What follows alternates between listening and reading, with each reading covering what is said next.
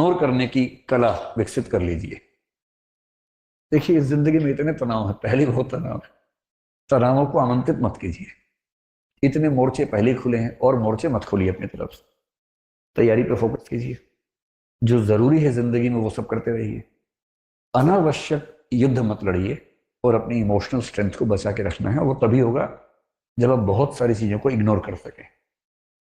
कोई आपका मजाक बना रहा है, क्लास में किसी ने कुछ बोल दिया, लड़ना नहीं, इग्नोर करना है। आप किसी को पसंद करते हैं मान लीजिए, और उसने किसी और को पसंद कर लिया, तो ये नहीं कि तेजाब की बोतल खरीद के घूम रहे हैं उससे पीछे पीछे। ये तमाशा नहीं करना है, ये गधेपन का चरम लक्षण है। जीवन में सीखने के लिए बहुत जरूरी चीज है ये सीखना कि मुझे रिजेक्ट किया जा सकता है। रिजेक्शन को सीखना बहुत जरूरी है। मैं तो कहता हूं बच्चों से भी जो मेरे आसपास हैं कि एक बार रिजेक्शन मिलना बहुत जरूरी है भाई।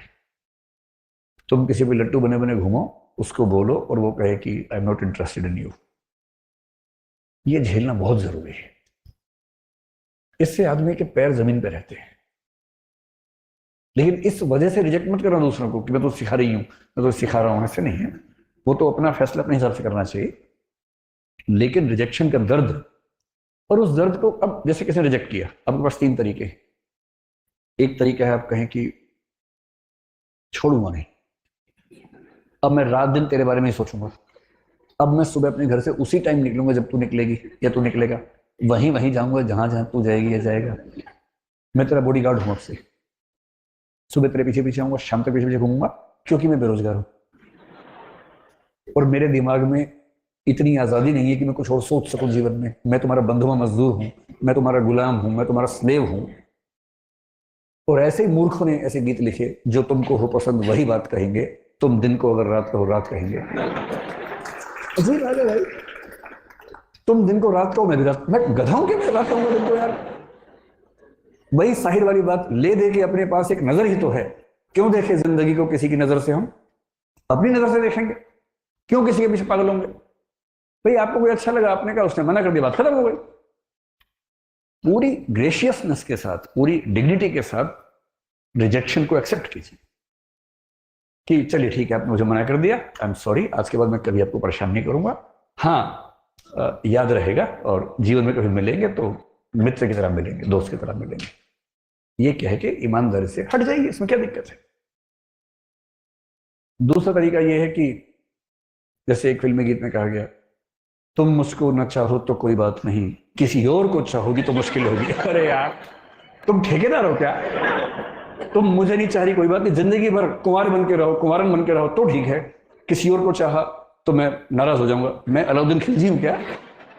अजीब हाल है भाई, काहे खिलजी बन के घूम रहे हो?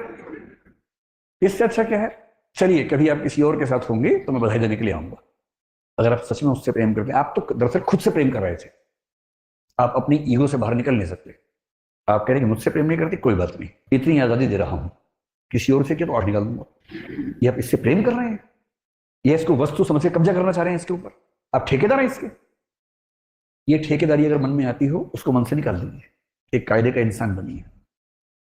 और सबसे अच्छा रास्ता है इग्नोर। किसी ने कहा कि मैं आपको पसंद नहीं करती हूं या नहीं करता हूं, आपने कहा ओके थैंक यू, उसने कहा थैंक यू क्यों, आपने कहा चार रास्ते और खुल गए। अरे क्या हो गया इसमें, क्या हो? और एक बड़ा प्रसिद्ध शेर मेरे नाम से लोगों ने बहुत फैला दिया, तू नहीं कोई और सही, तू नहीं कोई और सही, मेरा नहीं है वो, मैं तो यहां से सुनता हूं वहां बोल देता हूं, मैं तो इतना ही करता हूं। इसका इस शेर के दो फॉर्म्स हैं, एक फॉर्म दूसरा भी है, अगर तू है हर जाई तो अपना भी ये तौर सही, तू नहीं कोई और सही, कोई और नहीं कोई और सही। एक तो ये है, ये तो उनके लिए जब कोई हरजाई हो जाए, हरजाई का मतलब बेवफा हो जाए, है ना, ये तो उनके लिए है। अगर वो वाला मामला नहीं है, आपने गुलाब का फूल भेजा और वहां से गोभी का फूल आ गया वापस इसका मतलब तो मुंह गोभी जैसा करने की जरूरत नहीं है, वहां उस अदा से बोलना है, तू नहीं कोई और सही, कोई और नहीं कोई और सही, बहुत लंबी है जमीन, मिलेंगे लाख हंसी, इस जमाने में सनम तू अकेली तो, या फिर तू अकेला तो नहीं, ऐसा थोड़ा ना कि किसी पे होगा, किसी पे भी हो सकता है, दोनों पक्षों पे हो सकता है।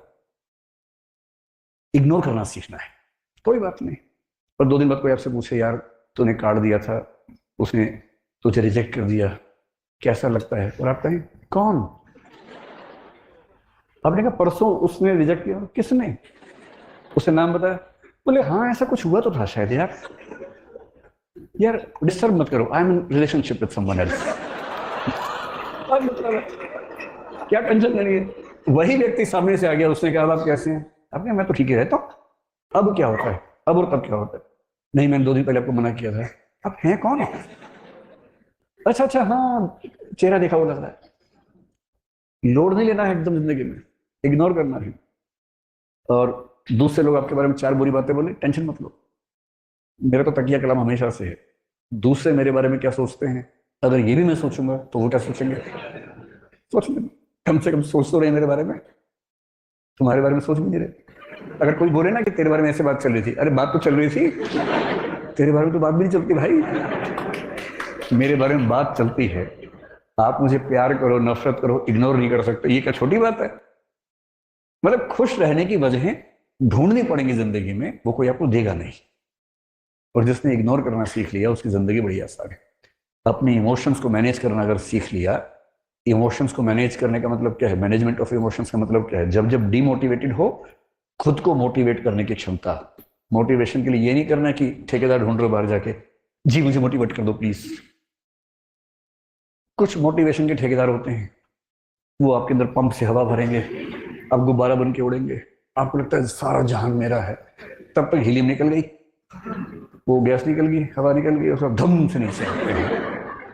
वो जो मोटिवेशन है 2 घंटे वाला, वो काम नहीं आता जिंदगी में। वो केवल इंजेक्शन की तरह है कि बहुत परेशानी, इंजेक्शन लगाया ठीक हो गया, थोड़ा सा दौड़ रहे हैं ग्लूकोज खा लिया तुरंत थोड़ा शुगर लेवल ठीक हुआ, उतना ठीक है। अंत में तो आपको खुद को खुद मोटिवेट करने की क्षमता डेवलप करनी पड़ेगी, और वो इमोशनल इंटेलिजेंस से आती है। आपके आसपास जो लोग हैं, पेरेंट्स हैं, भाई बहन हैं, उनके इमोशंस को मैनेज करना है। उन्होंने बहुत तपस्या करके आपको भेजा है, रूखे नहीं होना है कि वो फोन करे आपको, क्या मम्मी रोज फोन कर देती हो, क्या पापा बिजी हूं पढ़ रहा हूं, ये ड्रामा नहीं करना है। उनका दिल रखने की क्षमता विकसित करनी है, टाइम ना हो तो भी दिन में एक प्यारा सा मैसेज भेज ही देना है। याद न भी है तो भी लिख के भेजना, बहुत याद आती है मम्मी आपकी। मम्मी तो उसी में 4 दिन निकाल देंगे उसके बाद खुश होकर। और मम्मी खुश है तो आपको क्या टेंशन है भाई, उन्हें खुश करो थोड़ा सा। भाई बहन है, हफ्ते में और बात कर लीजिए, कह दीजिए कि यार यहाँ बहुत लोग हैं पर जो मजा तेरे साथ आता था ना यार, वो नहीं आता। ये सब बातें बहुत जरूरी है जीवन में, ताकि आपके जो संबंध हैं, इमोशंस हैं, वो ठीक रहें, वो भी आपके प्रति अच्छा महसूस करें, और आप भी अच्छी फीलिंग रहे कि आप कनेक्टेड हैं। एक संसार